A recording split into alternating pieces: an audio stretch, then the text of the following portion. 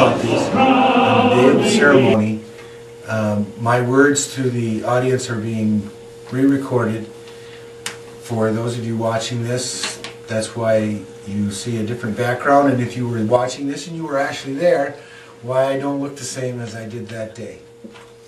But I want to say today that we are thanking our World War II veterans, and I just want to impress upon everybody here the fact that we've got to remember that you were the last ones to fight a war that truly preserved our way of life as we know it today. We have had conflicts, and some of them have even been classified as wars since then. And yes, they, in their own way, preserved our way of life, but yours was the one that the way of life right here on our soil was truly threatened. And to that, I must say, thank you. Thank you all very much. And a little known fact is, and because I don't stand up when people ask for World War II veterans, I'm actually considered to be a World War II veteran myself, because I had the privilege of serving inside Berlin when the wall was still up, and the four powers occupied the four different areas of the city, and so World War II technically never ended there. And so I was awarded the Army of Occupation Medal for Europe, and am therefore a World War II veteran. And one of the things that I bring that up for is I want to impress upon you, World War II veterans, how what you did in winning that war impacted the world. And it's not just us in America who thank you and feel grateful for what you did.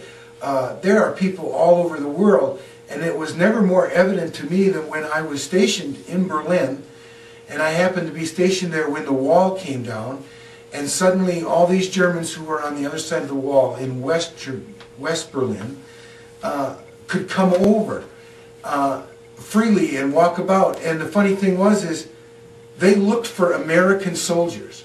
And when they found us in our uniforms, so they knew we were American soldiers, they wanted to hug us. They wanted to shake our hands. I feel like I had just one presidency of the United States. My hand was shook so many times by these East German people because they knew who liberated them. Even though it was years and years later, they knew who truly liberated them and gave them the quality of life that they were now going to start enjoying, that they seen their brethren in Germany enjoying, even though they were your enemy. And how many of you remember in the 60s and 70s those cute little cars that came over from Japan? They were called Datsuns, good little cars. And a lot of people liked them. They were good running cars. But you don't see them anymore. I mean, what happened to Datsun? Well, you all see Mitsubishis running around, right? Well, Mitsubishis are Datsuns. Always have been Datsuns. Datsuns actually were Mitsubishis. They changed the name when they brought them over to America. Why? Because they were afraid of the buying power that the World War II generation had.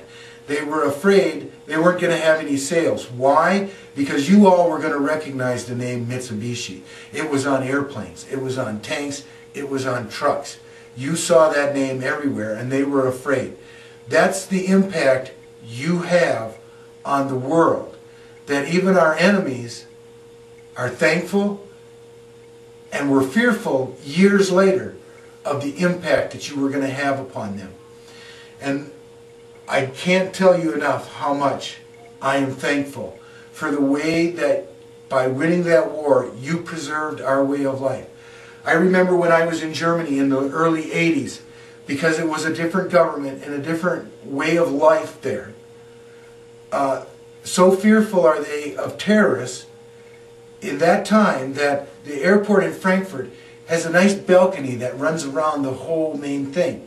But there's only a few people up there. Police with nice little submachine guns hung around their arms. So fearful and watchful are they of terrorists.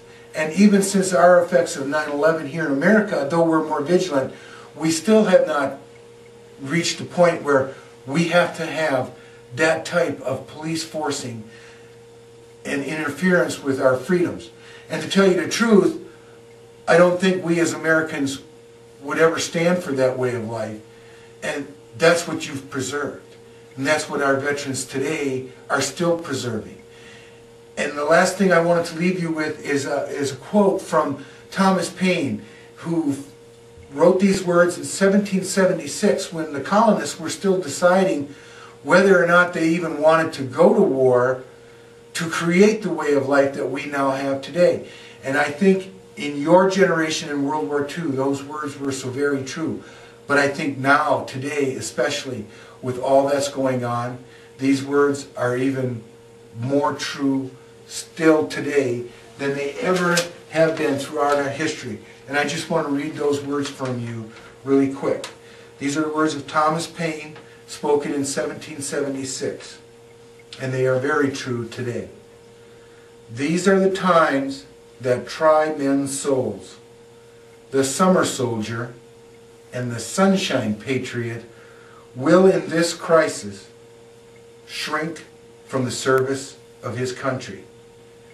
But he that stands it now deserves the love and the thanks of man and woman.